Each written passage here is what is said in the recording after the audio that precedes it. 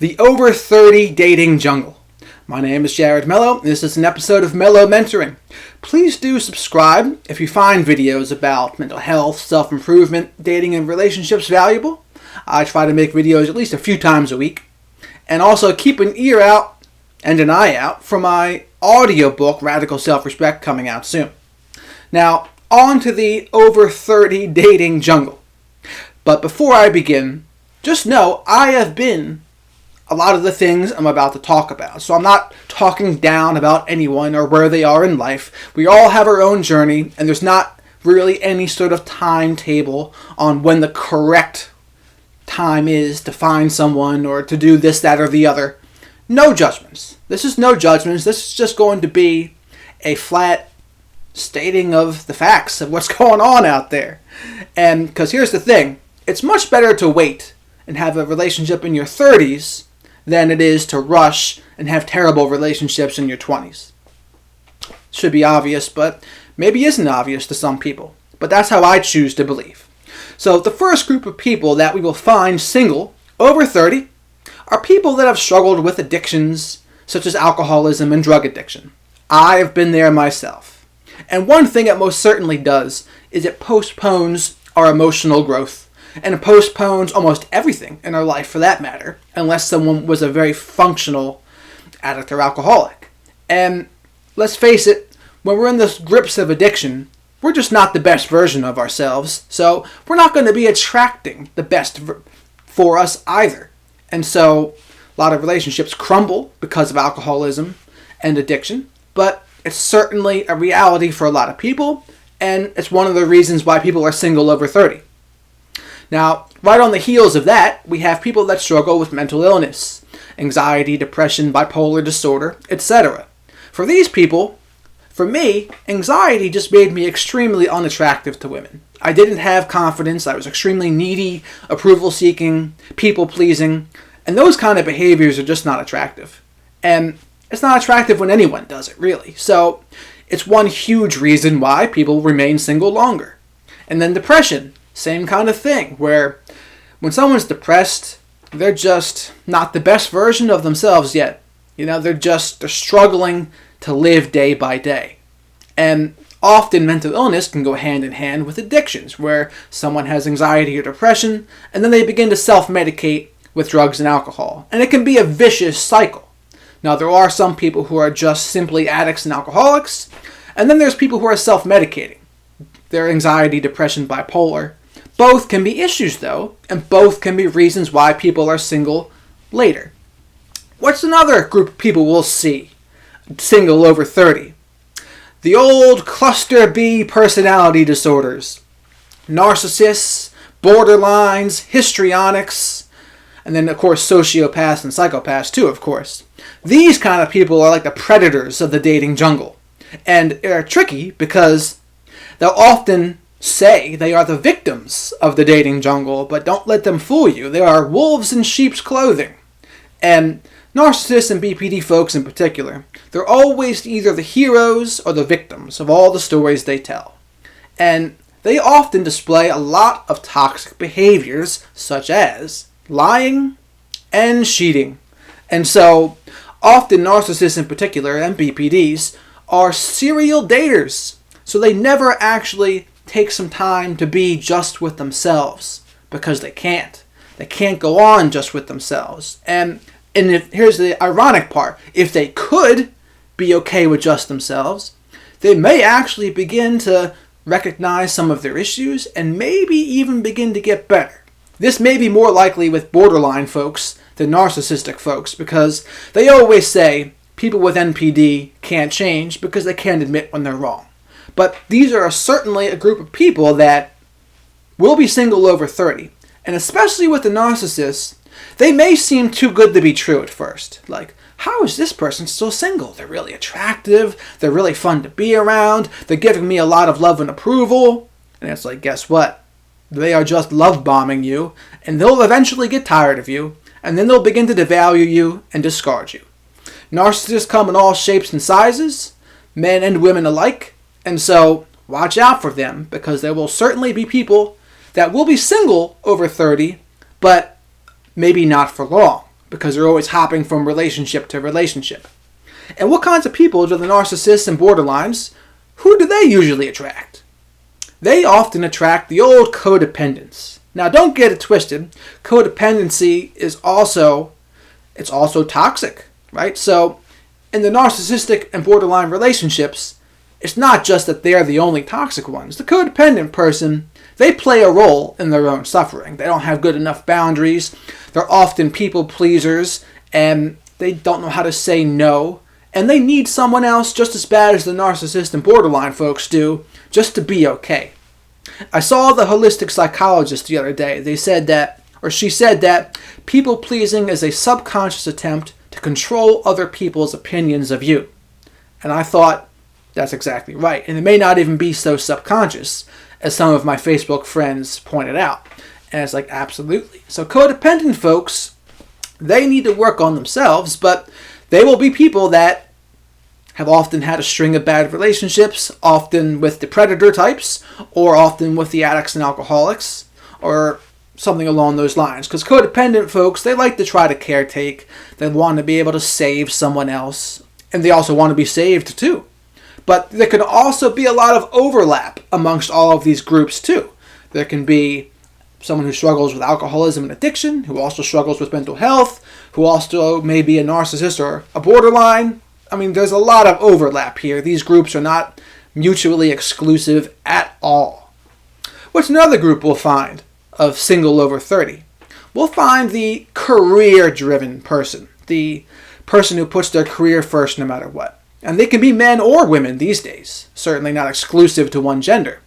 Now, the issue people might run into with the old career person is they're so used to being single and putting themselves first that they might be difficult to have a relationship with because they're just so used to concentrating only on themselves. It may be difficult for them to begin to try to be a teammate with someone else. And not to say they could be bad partners, but a lot of times, if their career really is first, you might have to take a second fiddle to that. And I don't know if that's wrong or right for anyone, but it's certainly a reality of what can happen. What's another group of people? Single mothers is another group of people that will be single over 30 oftentimes. Now, as a guy, I think a lot of guys take it too lightly to date a single mother, but it's actually a pretty big responsibility, and I do not think it should be taken lightly. And I know a lot of single mothers get mad at guys that say they wouldn't want to date a single mother, but I'd say you should be happy they are telling you this up front, rather than trying to get with you and be with you and then become involved in your life and then find out later they are not happy you still talk to the baby's dad or co-parent with that person, or they do. Any number of things can go wrong, so it's much better to get that out front first. And as a guy, go to the single mother side. For a single mother, it's tough because they often have to work. Who knows what kind of help they're going to have with raising their kid? Who knows if the baby dad's going to be around? And in the dating process, not only are they screening for themselves and their relationship, but they're also screening basically for who's going to be the stepdad. Right? Do I agree with their parenting philosophies? So there's just so many more added layers with it. And the single mother, they should screen. They should be very diligent about what kind of men they allow into their children's lives. They absolutely should. And from the guy's point of view, it's like the single mother's probably and should put her kid first. And hopefully for the single mother, the baby's dad is still around in the kid's life and being a dad. But as a guy, it's like, are you okay with that? You really got to ask yourself honestly, are you okay with that? And are you okay being a stepdad? Are you okay not being first? Because you probably won't be first. And as a guy, and it's just not my thing. Like, I don't think I'd want that. I'd want to be, like, when I have kids with someone, I want it to be the first time. And everyone's allowed to have their preferences. That's the thing. Now, maybe a single mother could blow me away. You never know what could happen, but I think I'd rather have my own kids with someone. That's just me. What's another group of people we'll see? Single over 30. Divorcees, right? And so divorcees are people that maybe they had a healthy relationship before with someone in the past, but they actually just grew apart. They grew their separate ways. Now, that's not 100% of the time the case, but can be the case. It can also be the case that any number of the other groups of people we talked about could be part of the divorcees too, and the alcoholism and addiction caused the divorce, or one was a narcissist or borderline, or one had severe mental illness they weren't working on. Any number of things could have happened. And so, just because someone's divorced, you can't certainly believe that they're automatically healthy. Absolutely not, although it's not impossible.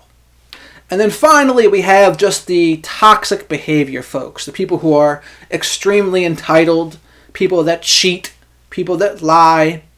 They might not be defined as a personality disorder, but they may just display a lot of toxic behaviors. And when you display a lot of toxic behaviors, it's going to be very difficult for a healthy relationship to work.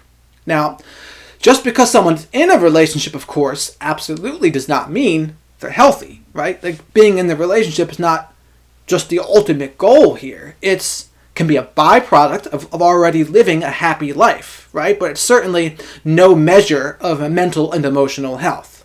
However, what works for someone, as long as it works for those two people, it's really none of the rest of ours business. It's like whatever works is whatever works, and that's fine. But here's the thing. I have found that most people, if they've fit the category of one of the above groups I talked about, they're going to have some time alone, like a prolonged period of time alone, to really work on themselves, to really love themselves, to really practice radical self-respect. And if they've been one of those people that was an alcoholic or addict, struggled with mental illness, maybe had a cluster B personality disorder, maybe they were codependent, maybe they were the career person is alone already, but maybe they were just displaying a lot of toxic behaviors, like they're really going to have to step back from all of that in order to become emotionally independent and healthy. And so if you're over 30 and you see people that have not had any breaks of dating, no prolonged periods of time alone, that's probably a red flag too. When you're over 30, you want to talk to someone that's probably been alone for a while, because it means they have some standards. It means that they're okay on their own. They're not going to get emotionally addicted to someone else. They're going to be okay. They've worked on themselves. They've learned how to develop their career, their hobbies, their friendships. That's huge. And without that time period alone, I think a lot of people they continue to struggle with the same things over and over again. And they don't learn those lessons. And it can be extremely tough for them. So that's my example there of the old dating jungle. And again, being in a relationship, there can be certainly toxic people within the relationship, absolutely.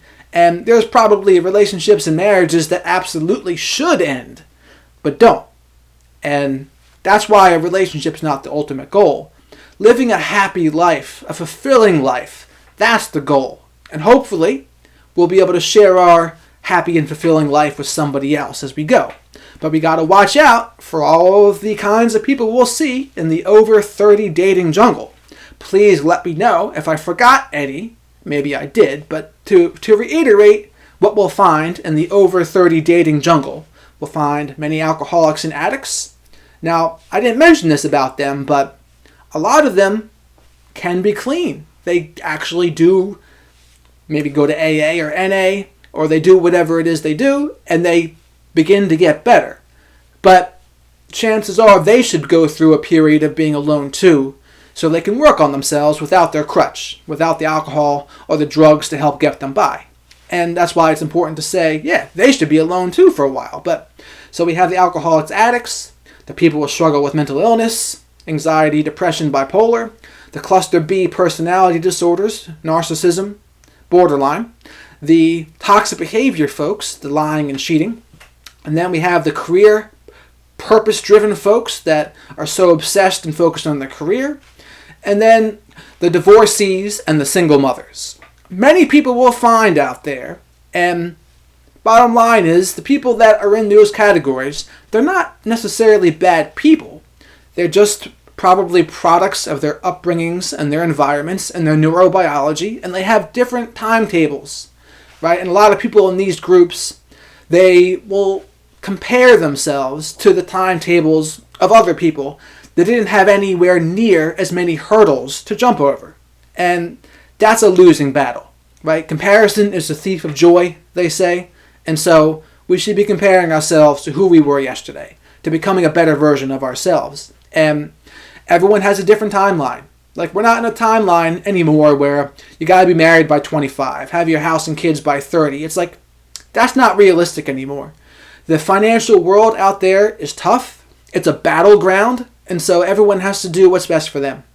And remember, if you're a part of one of those groups like I have been, that time period alone to heal, to grow, to develop our autonomy, to work on our defects, to work on our career, work on our hobbies, work on our friendships, work on our passions, it is essential to have that period alone.